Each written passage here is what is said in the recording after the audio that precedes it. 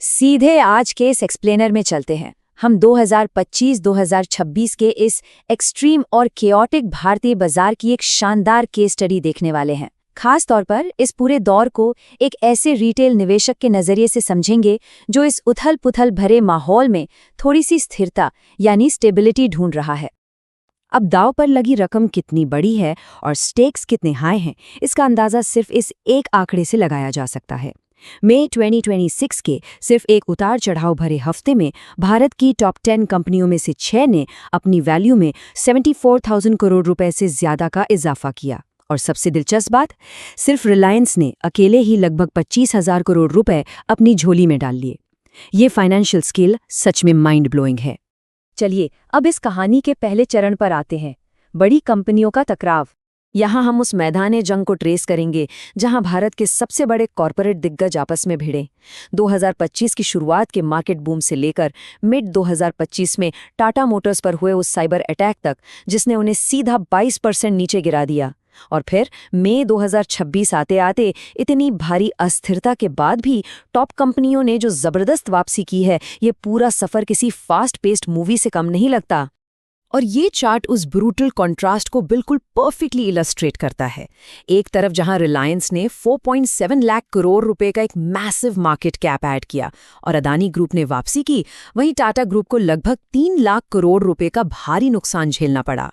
एक ही इकोनॉमी में इन कंपनियों के फॉर्च्यून्स कितनी अलग दिशा में जा रहे थे, ये उसका एक डायरेक्ट सबूत है।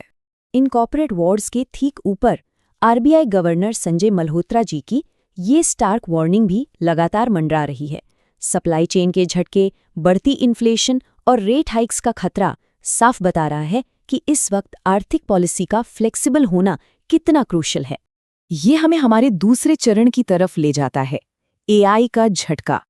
असल में मार्केट के ये ट्रेडिशनल स्टॉलवर्ड्स सिर्फ मैक्रो इकोनॉमी का दबाव नहीं झेल रहे हैं, बल्कि एक अस्तित्व मिटा देने वाले तकनीकी डिसरप्शन का सामना भी कर रहे हैं। जरा कोविड के टाइम की हाई आईटी वैल्यूएशंस को आज की मार्केट रियलिटी से कंपेयर करके देखते हैं। आज आईटी सेक्टर के पी मल्टीपल्स गिरकर 15 से 16 के बीच आ गए हैं। ये एक्चुअली 2008 के सब प्राइम क्राइसिस जैसे भयानक स्तर के बराबर है। आर्टिफिशियल इंटेलिजेंस यहाँ पे एक एब्सोल्यूट गेम चेंजर बनकर उभरी है, जिसने सब बदल दिया। कोडिंग और टेस्टिंग का ऑटोमेट होना भारतीय सॉफ्टवेयर एक्सपोर्ट्स के लिए एक भारी झटका था। टीसीएस, इन्फोसिस, एचसीएल, विप्रो, ये सब 2026 में करीब 30% तक गिर चुके हैं। ओपन एआई जैसी टेक इनके मैसिव हेडकाउंट बेस्ड मॉडल के लिए सीधा खतरा है। और स्पेशली टीसीएस के गिरने ने ही टाटा के ओवरऑल मार्केट कैप को इतना ज्यादा ड्रैग किया है। अब आते हैं कहानी के तीसरे चरण पर, अस्थिरता का जाल। जब आईटी और बाकी बड़ी कंपनियां ऐसे वाइल्डली स्विंग कर रही हैं, तो मार्केट कैसे रिएक्ट कर रहा है, इस आंकड़े पर गौर करते हैं। 1.4 लाख करोड़ रुपए, ये अप्रैल 2026 का मार्जिन ट्रेडिंग एक्सपोजर है। इसका सीधा मतलब ये है कि मार्केट में इतने खतरे और वॉलेटिलिटी के बावजूद लोग हेवीली लेवरेज लेकर भारी उधार पर और भी बड़े दांव लगा रहे हैं। और स्थिति कितनी अनस्टेबल थी, ये इस बात से पूरी तरह समझ आता है कि एचडीएफसी बैंक जैसे ट्रेडिशनल हैवीवेट्स इंट्राडे स्विंग्स में भले ही कुछ देर के लिए सही, पर भारती एयरटेल जैसी टेलीकॉम कंपनियों से मार्केट कैप की रैंकिंग गवा बैठे थे। ये दिखाता है कि मार्केट में वाकई कितनी अफरा तफरी मची हुई थी। तो यहाँ से हम आते हैं चौथे और बहुत ही अहम चरण पर, ढांचे का अंतर और रिटेल निवेशकों के लिए एक सुरक्षित ठिकाना। अब स्टॉक मार्केट की इस वाइल्ड राइड से थोड़ा बाहर निकलकर भारत की आर्थिक धड़कन को देखते हैं। इस पेमेंट वॉल्यूम डेटा पर ध्यान दीजिए, जहां यूपीआई का पूरी तरह दबदबा है, टोटल ट्रांजैक्शंस का 86%। ये एक ऐसा मास रिटेल इंजन है जो मार्केट के उन सारे मार्जिन कॉल्स और एआई झटकों से पूरी तरह अनजान और अनबॉदर्ड है। लेकिन ठीक इसके ऑपोजिट, जब हम इस डेटा को एक्चुअल कैश वैल्यू यानी रुपए में देखते हैं, तो एक बहुत ही क्लियर स्ट्रक्चरल डिवाइड सामने आता है। आरटीजीएस ट्रांजैक्शंस वॉल्यूम में 1% का चौथाई हिस्सा भी नहीं है, लेकिन एक्चुअल नकद वैल्यू का 69% यही साइलेंट वर्कहॉर्स हैंडल करता है। और यही तुलना सबसे ज्यादा फैसिनेटिंग है।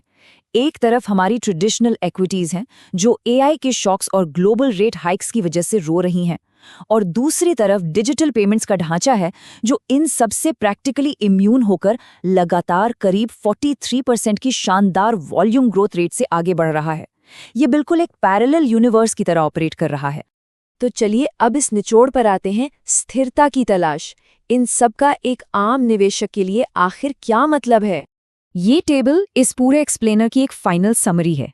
एक तरफ टॉप कंग्लोमरेट्स का हाईली पोलराइज्ड प्रदर्शन और आईटी सर्विसेज का वैल्यूएशन गिरना है, जहां एक्टिव मॉनिटरिंग की जरूरत पड़ती है। वहीं दूसरी तरफ यूपीआई जैसे डिजिटल पेमेंट्स एक हाई स्टेबिलिटी इंडिकेटर बनकर उभरे हैं, क्योंकि इनकी ग्रोथ प्योरली आम जरूरत यानी यूटिलिटी पर आधारित है, मार्केट सेंटिमेंट पर नहीं। और इसी के साथ हम इस विश्लेषण को एक बहुत ही जरूरी और सोचने पर मजबूर कर देने वाले प्रश्न पर एंड करेंगे। जब ट्रेडिशनल कंग्लोमरेट्स और आईटी जायंट्स एआई और मैक्रो शॉक्स की वजह से डीपली स्ट्रगल कर रहे हैं, तो क्या डिजिटल पेमेंट्स की ये साइलेंट, रिलेंटलेस और अनबॉदर्ड ग्रोथ ही लॉन्ग टर्म रिटेल स्टेबिलिटी का असली ब्लूप्रिंट है? इस बदलते हुए आर्थिक लैंडस्केप पर एक गहरी सोच बनती है।